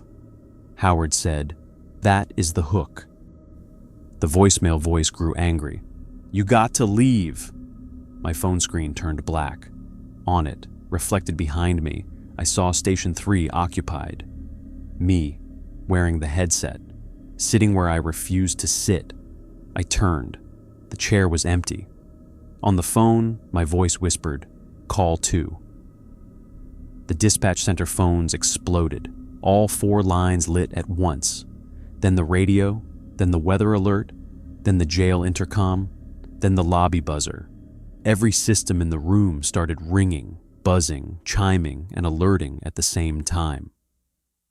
The wall of monitors filled with locations: Old Schoolhouse, White Church, Briar Lane, County Road 18, Cornfield, Station 5, Dispatch Center, Mourner's Line, my childhood home, Reyes's cruiser, Marcy's address, Howard's address. The room became a map of every place that knew how to hurt us. Marcy shouted, "Nobody answer!" The sound built until my teeth hurt. The CAD clock froze, not at 2:13, at 8:49. The analog clock spun backward. Station 4's empty headset lifted from the desk. Station 3's chair rolled back by itself. A voice from every speaker said, "Operator required." I stood between Marcy and Howard, hands over my ears. Reyes had her gun drawn, useless against ringing. The voice continued. Living calls pending, dead calls pending, unknown calls pending. Line 4, lit brighter than the others. Operator required. I looked at the nightboard binder. The phones are for the living first. First, not only. The line had been denied too long, fed too much, given too many emergencies with no end. Closing the first board had relieved Earl. It had not relieved the calls. That was the shape of it. You said line 4 is a habit, I shouted over the noise. Marcy looked at me. What? Line 4 is what happens when dispatch keeps answering things it can't help. Howard's eyes widened. No. What? He shook his head. No, I know that face. That's a stupid idea face. We can't shut it by refusing forever, Marcy shouted. Refusing keeps us alive, and answering feeds it. Yes. So we do neither, Reyes yelled. What does that mean? I took the black binder and opened to the blank page after Rule 36. The room shook. The ringing got louder. I wrote, Rule 37. Line 4 is not answered. Line 4 is acknowledged, classified, and closed. The pen dragged like I was writing through wet cement. Marcy grabbed my shoulder. That might make it official. Good. Official things stay. Only if we write them wrong. Howard looked at the wall of ringing lines, then at me. He's not wrong. Marcy stared at him like he had betrayed her. Howard said, We kept treating it like a phone. It's a queue. A queue. A place calls wait. A place work piles up until someone clears it. Marcy's eyes hardened. Then we clear it by category. She took the pen from me. Rule 38. Calls from living verified persons are transferred to active dispatch. Howard took the pen. Rule 39. Calls from dead, impossible, outdated, or unmapped locations are transferred to archive without unit response. Reyes stepped forward. Rule 40. Calls impersonating law enforcement are marked false unless badge number, date, and current unit status verify. Then I wrote, Rule 41. Operator voices left behind are not operators of record. The ringing stopped, all at once. The silence felt like being dropped. Line 4 remained lit, steady, not ringing, waiting. On Station 3, a new interface appeared. Not CAD, not the old board, a simple list. Pending. Line 4 calls. The number beside it made Marcy sit down. 4,812. Howard whispered, Jesus. No clergy, Marcy muttered automatically. The list began scrolling. Old schoolhouse, basement, 1976. Station 5, fire recall, 1998. White church, bell active, 2003 County Road, 18, Moon on Road, 2011. Briar Lane, house fire, no house, 1989. Dispatch center, operator missing, September 18th. Dispatch center, operator missing, October 18th. Dispatch center, operator missing, October 19th. So many calls, so many dates, some before 911 existed in the county, some from future dates. Marcy stood behind me. This is too many. I looked at Rule 39. Archive without unit response. How do we archive? Howard said, in CAD, you close a call with disposition. What disposition? He thought for a second. Unable to locate? No, Marcy said. That implies trying. False call? No. The list scrolled faster. Children crying, fires burning, deputies calling, old roads waiting. I looked at Earl's words from the old board. If I don't answer, they die. Howard had answered. They already did. Disposition, I said. Event concluded prior to dispatch. Marcy's face shifted. She nodded slowly. That's clean. Howard typed it into the line 4 interface. Disposition. Event concluded prior to dispatch. The first call disappeared. 4,811. The room stayed stable. Howard exhaled. Okay. Then the list began closing itself. One by one. Old schoolhouse basement. Event concluded prior to dispatch. Station 5. Event concluded prior to dispatch. White Church. Event concluded prior to dispatch. Briar Lane. Event concluded prior to dispatch. The counter dropped. 4,000, 3,200, 2,100. The room temperature rose. The cameras cleared. The map lost roads. Mourner's line faded until only a gray scar remained near the county's northern border. Then the counter stopped at 911. Of course it did. The remaining calls did not close. Line 4 pulsed. A voice came from Station 3. My voice. I'm not concluded. The pending list showed one call at the top. Dispatch Center. Operator missing. September 18th. Caller, Marcus Hale. Status. Active. The voice continued. You left me on the first ring. I looked at Marcy. What happened on September 18th? She opened her mouth. Stopped. Howard looked away. Reyes whispered, Tell him. Marcy removed her glasses. You came in for an interview on September 18th. No. Yes. My memory resisted. The room seemed to tilt around the missing fact. Marcy continued. You weren't hired yet. You sat in the lobby. Earl's board had been quiet for years, but that evening, Line 4 rang on the old test circuit during a systems upgrade. You heard it from the lobby. I remembered the sheriff's office lobby. A plastic chair, a clipboard, a ringing phone down a hallway. I had thought it was part of the office. I had been waiting alone. A door behind the lobby desk had been ajar. The ring had gone on and on. I had stepped through. No one stopped me. The old records hallway, the green cinder block, the room with 4 phones, Line 4 ringing. I had answered because I thought I was helping. I had said, Hawthorne County 911, what is the address of your emergency? The caller had said, yours. Then I woke in the lobby with Marcy standing over me, telling me I had fainted. No. She had said I had tripped. No. She had said nothing. She had looked afraid. Marcy said, We found you in the records hallway. You didn't remember. We thought maybe it hadn't attached. You hired me anyway? Her eyes filled with guilt. No, the system hired you. Your paperwork completed itself that night. Sheriff Dale thought HR made a mistake. Carla thought he approved it.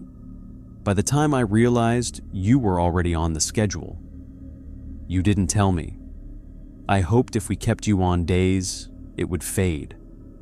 But then nights needed coverage. She did not defend herself. That made it harder to hate her. My voice from Station 3 whispered, You left me at the address. What address? I asked. The monitor displayed my childhood home, then the dispatch center, then the old boardroom, then a black screen. My voice said, What is the address of your emergency? I understood. The part of me that answered Lean 4 had never been given an address to send help to. It was still asking, still holding the call open, still waiting to be useful. I stepped toward Station 3. Marcy grabbed my arm. No, I'm not transferring. Then what? I'm giving the call a disposition. My voice laughed through the speaker. You can't close yourself. Maybe not. I looked at Reyes. Call me living, she understood. Temporary night dispatcher, she said. Howard added, present at current board. Marcy said, voice shaking, not missing. The call card flickered. Caller, Marcus Hale. I touched the keyboard. The room went cold. The voice in Station 3 whispered, "If you close me, you don't get back what you left." I stopped. What did I leave? The screen changed. For 1 second, I saw myself in the old boardroom on September 18th, holding the receiver, listening to thousands of old voices on the other end. And I saw what happened after, not fainting, not exactly. A younger version of me, 1 month ago, standing between the old board and the hallway, unable to move because if he hung up, someone might die. Then Marcy pulling the receiver from my hand, Howard dragging me back. The receiver falling, still connected, and my voice staying on the line, asking the only question it knew. The part I left behind was not my soul. Not exactly. It was the impulse to answer, no matter what. The part of a dispatcher the board wanted most. The part that could not stand a ringing phone. I typed slowly. "Disposition," my voice whispered. "Please." I closed my eyes, then typed, "Caller located. No unit response required. Operator returned to current board. The system rejected it. Invalid. Caller still on line 4 glowed." The receiver lifted at Station 3. I picked it up. Marcy whispered, "Marcus." I held the receiver to my ear. My own breathing came through. Not a copy, not exactly, a younger fear, a loop. I said, "Hawthorne County 911, what is the address of your emergency?" The voice on the other end answered immediately. "Dispatch Center." "What emergency are you reporting?" I can't stop answering. That broke something in me. Not fear, something under it. A grief I didn't know you could feel for your own voice. I said, "Are you in immediate danger?" "Yes." "What is the danger?" "If I hang up, they won't get help." I looked at Marcy. Her face was wet. Howard stood very still. Reyes had one hand on the back of my chair, grounding it, maybe grounding me. I said into the phone, "Those events concluded prior to dispatch." "No, yes. They called. They were heard. That's not enough." "No," I said, "but it is all this line can do." The voice on the other end cried then, quietly, like someone trying not to be overheard in a room full of ringing phones. "What if the next one is living? The living board answers first. What if they need me? They need someone current. What am I?" I swallowed. "An open call." The line hissed. Then my own voice asked, "Can you close me?" I looked at the disposition field. Caller still online. "I can transfer you." Marcy stiffened. I shook my head. Not to the old board, not to me. I typed a new disposition line while holding the receiver. "Transfer to archive, operator voice left behind." The system paused, then requested supervisor approval. Marcy stepped forward and typed her code. Witness Howard typed his, law enforcement. Witness Reyes typed her badge number, caller consent. The room went silent. I spoke into the receiver. "Do you consent to archive?" The voice on the line breathed shakily. "Will it hurt?" "I don't know." "Will I be alone?" I looked at the line 4 pending counter. 911 calls remaining. Some impossible. Some old. Some maybe pieces like him. "No," I said. That was the only comfort I had that might be true. The voice whispered, "Okay." I typed, "Consent given." The receiver warmed in my hand. Not hot, human, warm. Then the voice on the line said, "Operator returned." The call card closed. Line 4 went dark. For the first time since I had entered Hawthorne County Dispatch, all phone lines were dark at once. Not waiting, not sleeping, dark. The pending counter dropped from 911 to 0. The CAD clock restarted. The analog clock ticked. The west wall map showed only real roads: County Road 18, Hollow Road, Briar Lane, no Mourner's Line, no Station 5 spur, no old schoolhouse basement. Station 4's headset fell to the desk with a soft, plastic clack. Marcy covered her face. Howard sat down hard. Reyes exhaled a curse that sounded almost like a prayer, but wasn't one. I hung up the receiver. At 9:22 p.m., line 1 rang. A normal call. Car accident near County 7. Living caller. Verified location. Deputy Reyes responded, because apparently she had no instinct for self-preservation outside of supernatural phone systems. She found 2 teenagers in a ditch, shaken, but alive. We dispatched EMS. No rules triggered. At 10:05, an elderly man called because he thought someone was breaking into his shed.